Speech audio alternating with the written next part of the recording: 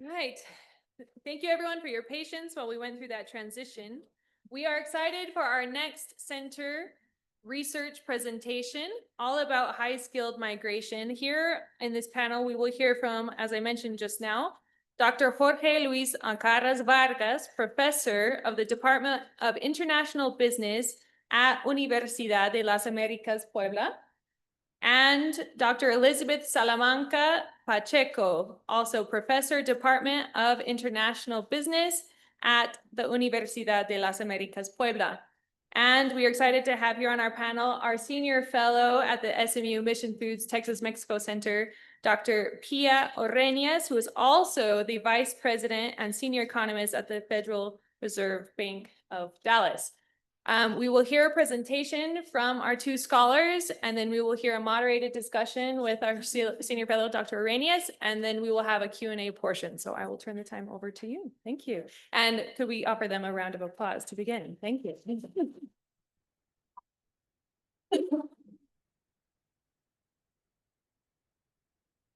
All right, we'll just get the presentation up as well.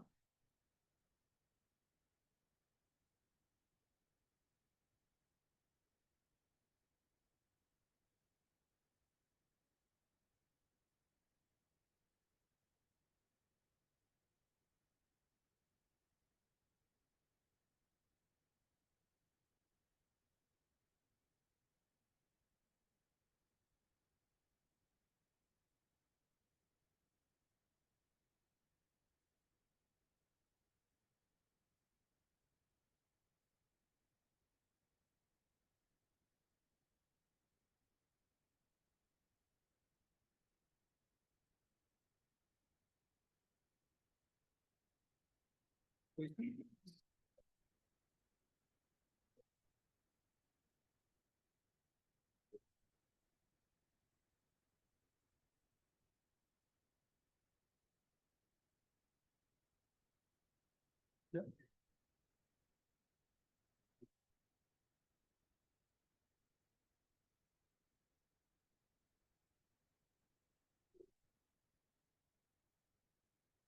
Okay, thank you all for being here. I want to thank Mission Foods Texas-Mexico Center.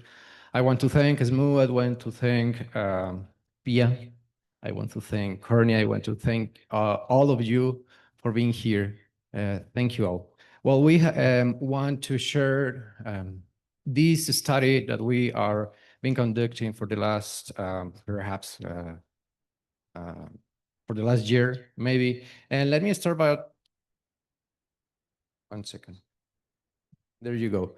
So immigration has been a topic, right? And immigrant entrepreneurship has been a topic as well of interest for not only for academic, but since other fields.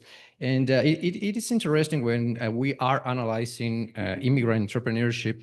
There are two like main branches, let's say. One of them is focusing with low skill migration. The other one is related with high skill migration. When it comes to high skill migration, different studies have identified, or they have been focusing in the analysis of demographic variables as well as institutional context, for instance, and the effect on the firms, pretty much the features of the firms esteemed by these variables. What we want to do is not focusing on the firms per se. We want to focus on how demographic variables are affecting, right? Are affecting the decision to get into STEM fields, to do business in STEM fields.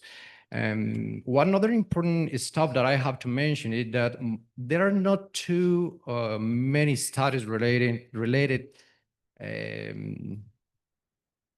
not too many studies relating demographic variables and entrepreneurship in innovation, in the innovation broadly speaking area, right? So we want to go further in this field of study. And other stuff that I want to mention as well is that most of the studies already, when dealing with demographic variables, they are analyzing these demographic variables like individual variables without considering the interaction. So this is also quite important stuff that we are like doing in our study. So basically, we are, and I don't want to spoil my colleagues' next slides. She's going to explain a little bit later in this presentation. We are focusing as well. We are using the intersectionality approach, basically to link or interlink demographic variables and analyze their effect on the decision to become self-employees in STEM field. So we are using, in terms of methodology, we are using American Community Survey. We are not going deeper in methodology. If you want to get a little bit more details on this stuff, please, we can discuss later on today. So only to mention before going forward that our data set, our sample, is integrated by high-skilled men and women from Hispanic and non-Hispanic origins who are self-employed in STEM and non-STEM fields. We are using logistic models, but I'm going to leave it right here in terms of methodology. Okay, so thank you very much again to SMU and the Mexico, the Mission Foods Texas Mexico Center for inviting us to share with you some of the insights of our research. So as Jorge already mentioned, we have been applying some surveys and some in-depth interviews, basically to Mexican high-skilled immigrants living in the United States. Although our study is also considering Hispanic immigrants in general, and as a group of comparison, non-Hispanic immigrants, our findings are addressing basically the effects that the STEM fields have on the entrepreneurial projects of Mexican high-skilled migrants. So as Jorge already mentioned, some studies have been considering the impact that the demographic variables may have on the entrepreneurial projects that different immigrants undertake. What is different from these previous studies regarding our study is that these previous studies have studied the demographic variables such as education, age, immigration status, the country of origin, separately. So what we decided to do through the intersectionality approach was to bring together all these demographic variables. So in this case, when we bring together all these variables, we have had some interesting results. Maybe for many of you, these results are going to be very logic, but it's always needed to apply a robust methodology to support this kind of logical thinking that maybe we have. So for example, if we combine education and age, we are going to realize that younger immigrant entrepreneurs have a higher likelihood of undertaking business projects within the science, engineering, technology, and mathematics fields. We have realized when analyzing all these variables, something that we have been discussing a lot throughout this journey, that it's the importance of education. So among all the demographic variables that we have studied, education is a variable that has the strongest influence on immigrants undertaking business projects within STEM areas, as we will suppose.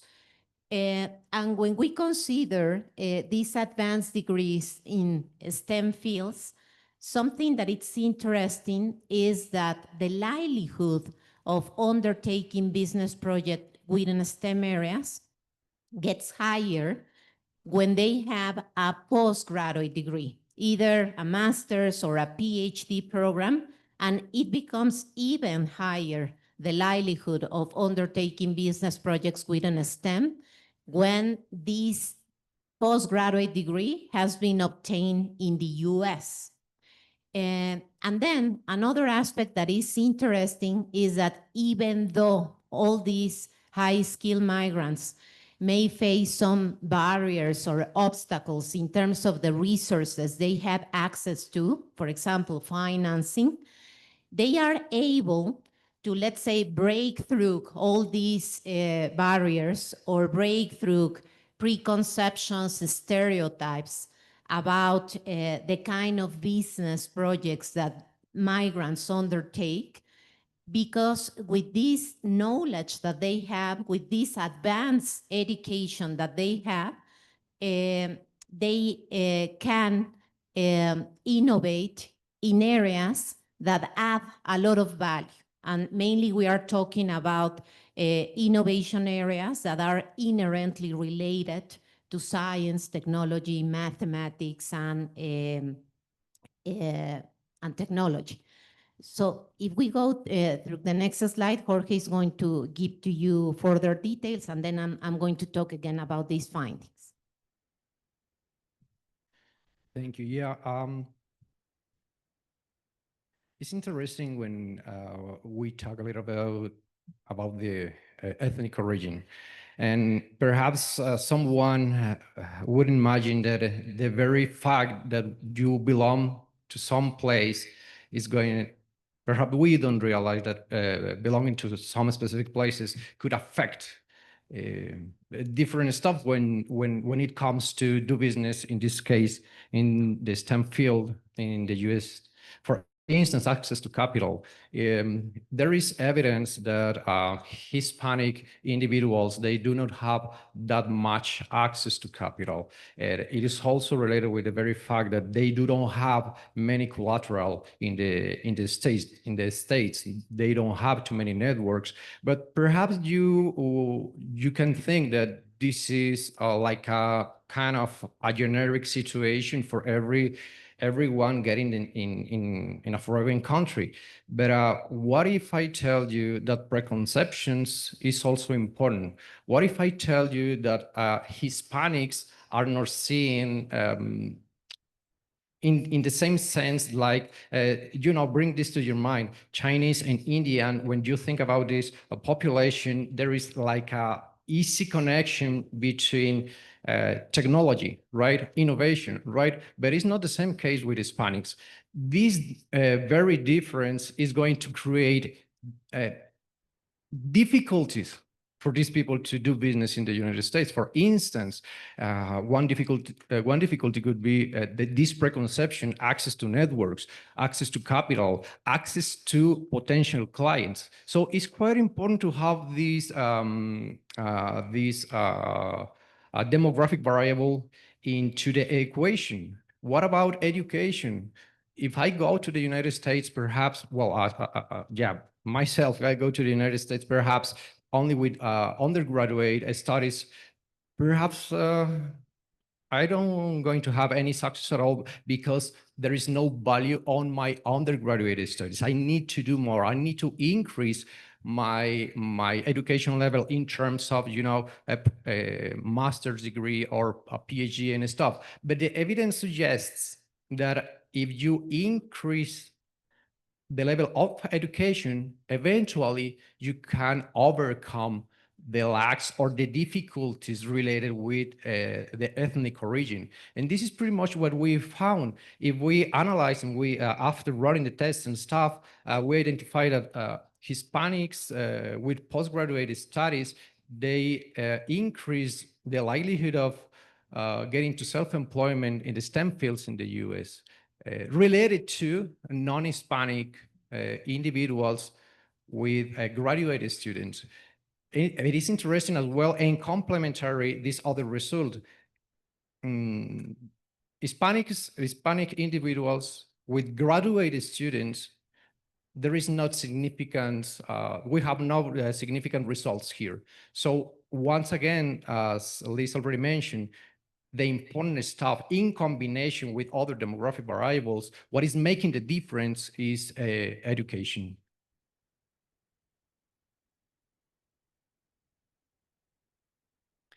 Okay, so we had some interesting results when bringing together all these demographic variables we were talking about.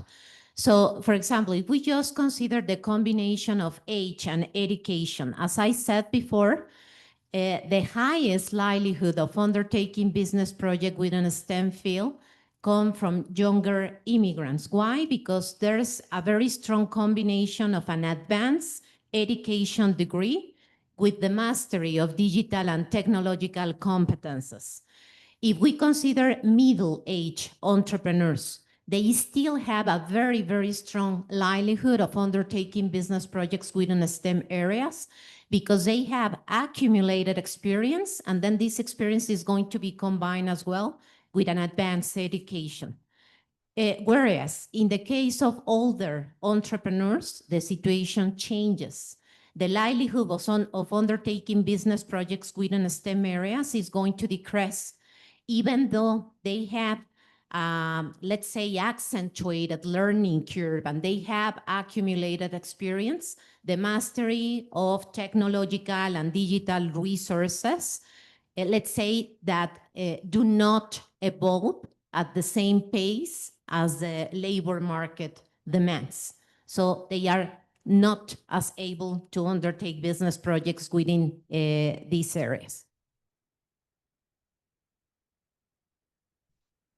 Okay, so a little bit related with the later slide.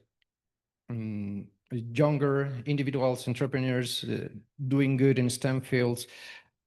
Naturally, this is a field where you need like different skills, perhaps as well risk avoidance in terms of skills, perhaps digital tools and stuff. And younger individuals, there is not a secret, but they born in a digital area, right? So it's kind of easy for them to get into this field and do business. Perhaps not that easy, but still easier than older individuals, right? And also it's important to mention that this, not only having these kind of skills that are related with their own resources, which are related with their age pretty much, but also the field, the STEM field demands sophisticated skills. This is one of the reasons why these individuals need to get a higher education, not only undergraduate students. These other studies, postgraduate studies, are going to provide them with enough resources to bring the skills. But take a look at this stuff. We are relating here once again the both demographic variables. On the one hand, the age, which is pretty important, but on the other hand, the postgraduate studies. And here, my point here is pretty much the creation of skills. The creation of skills is not going to happen only having one of them, focusing on one of them, the age or the education level. We need to bring both of them to the same in the equation. Okay, so as we said before, we selected as our main theoretical framework a theory that is the intersectionality theory. This term was first coined by Kimberly Crenshaw in the late 1980s, and she used this theory in order to point out several opposing views to analyze a phenomenon that can be very complex from a unidimensional exclusionary approach. So if we consider migration, migration is a kind of phenomenon that is a multifaceted, very, very complex phenomenon. So we have to consider that migrants have several different layers. in the sense that they have a specific ethnic origin, that they have a specific gender, that they have a certain age. We have to consider their migration status. We have to consider their country of origin, the country of destination, the country where they got their education degree. So we have to consider as well their profession. In this case, we are just focusing the research, as we said before, on the STEM profession. So when we bring together all these variables and we combine these variables, then we can have a much more accurate picture of how these demographic characteristics are going to determine the entrepreneurial path that these migrants are going to follow. And just to mention, for instance, when it comes to age, and you are analyzing only age, there are different results. Results pointing to positive effects. At the same time, you can find negative effects. With the intersectionality theory, perhaps we are kind of finding what is going on in this regard. Well, going a little bit further, we can find different implications, but I just want to mention this one.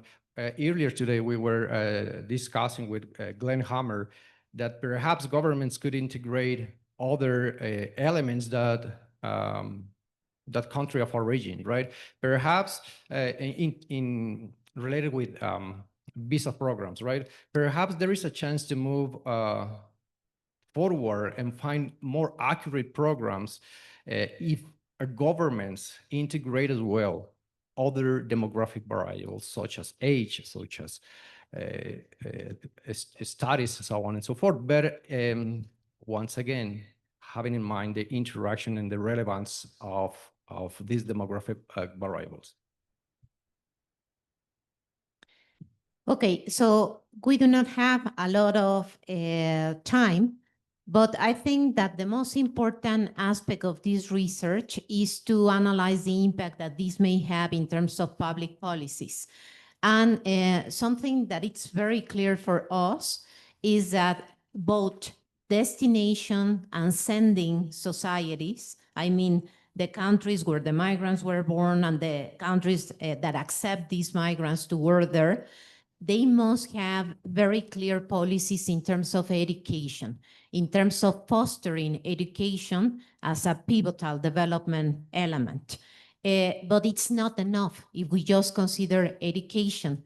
The public policies must adopt a holistic approach where we consider as well other structural reforms that accompany fostering and promoting education. So when I talk about taking into account a comprehensive point of view in terms of public policies, what I mean is that we cannot avoid migrants going overseas or people being interested in developing other kind of skills or satisfying some specific needs when going abroad. But in the specific case of emerging markets, the Latin American markets, Mexico specifically, we really need to find the mechanisms, the platforms, in order to bring back all the knowledge, all the technology that all these migrants are generating in the destination country. So we really need to work hard in order not to create a brain drain, but to create at least a circular brain where all this knowledge can be exchanged back to the home countries, because we need urgently in Latin America, in Mexico, moving beyond commodities, moving beyond the secondary or the manufacturing sector, and trying to have a greater influence, a greater impact in the tertiary sector, in the services that really contribute to the knowledge economy and that really add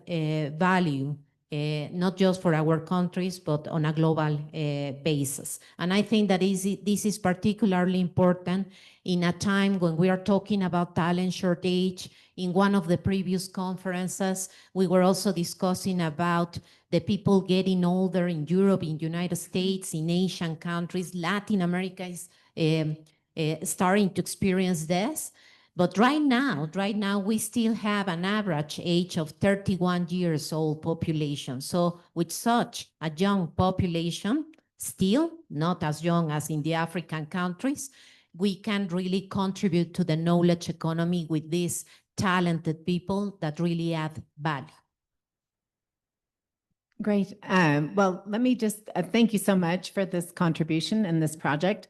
I think it's incredibly important, and now more than ever, I'm sure all of you have read about, the restrictions on high-skilled migration that are being imposed in the U.S.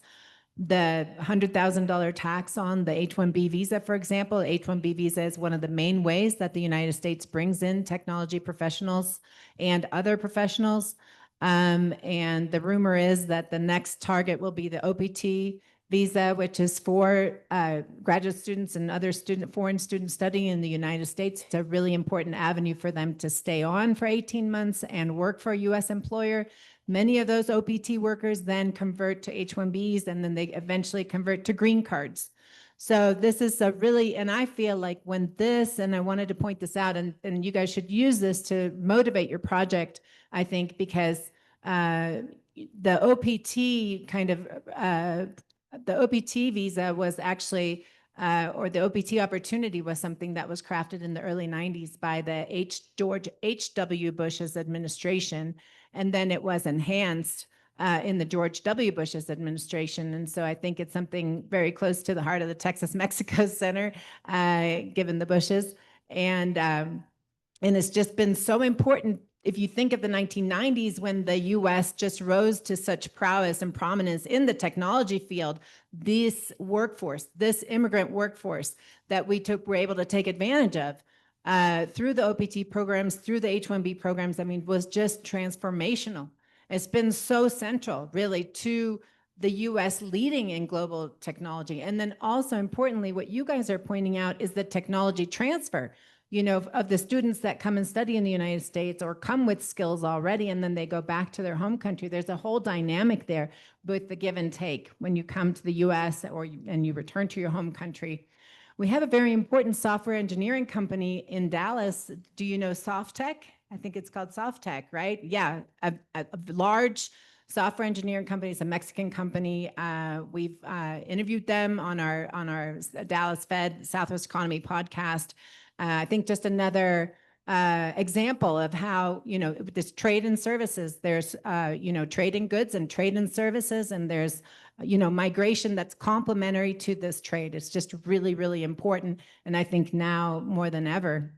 I think the other thing about your project, which is so important for the Texas-Mexico Center in particular, and, kind of our namesake founder, Juan Gonzalez, he's very interested in the outcomes of Hispanics in the United States. And I wanted you guys to take maybe just a minute and just focus, a little bit on the results that you get for Hispanics, because I think we tend to think of Hispanics in the US, a lot of the research is geared to low-skilled Hispanics and their contributions, which are obviously very important.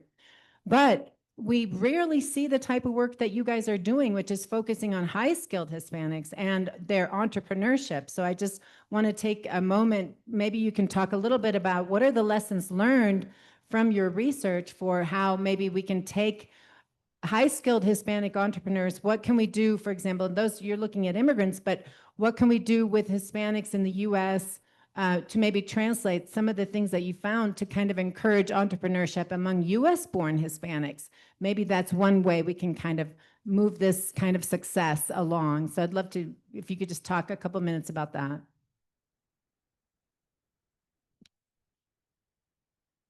Yes. I think that maybe that's one of the most important findings that we have to recall from the research, that when we pay attention to the combination of education and age, and we realize that younger high-skilled immigrants are the ones who are more likely to undertake business or entrepreneurial projects within STEM, they conceive themselves as global citizens. That means that they do not have any kind of problem to live in the United States or live here in Mexico and doing business in other Latin American countries or even doing business in Asia. So in the specific case of Hispanics living in the United States, I think that something that facilitates this technological and knowledge transfer is something that we have been talking about throughout this morning, that is this deep knowledge of the culture. So they can act as the bridges between the Mexican companies, small, medium-sized companies, because even though maybe they were raised in United States, they still have this connection with Mexico. Most of them speak Spanish fluently. Most of them are really familiarized with the particularities of the Latin American context in terms of our institutional voids. They know that they have to deal with sometimes inefficient infrastructure, that they have to deal with corruption, that they have to deal with an inefficient bureaucracy. So let's say that they are to a certain extent familiarized with all these challenges that we have in Mexico and in general in Latin America. And at the same time, they are very familiarized with the business ecosystem in United States. And they have these digital competencies and these, let's say, technological freshness that can facilitate being this bridge. We have been throughout this year interviewing, doing in-depth interviews to a lot of Mexicans and Hispanic people in general who are working simultaneously through their business in both the United States and Mexico. And every time what they say is that they have, let's say, leverage or capitalize on the lower cost of the Mexican or the Hispanic talent that is very specialized, that has a high quality, but still it's a much more affordable kind of human resource. And at the same time, they have all these consolidated networks in United States. So basically they are combining this very specialized talent in Mexico and Latin America with very robust networks in United States and the knowledge that they have of the business environment of United States, along with the institutional challenges of Latin America. Thank you so much, Elizabeth. I think we're out of time. Please join me in thanking the panel.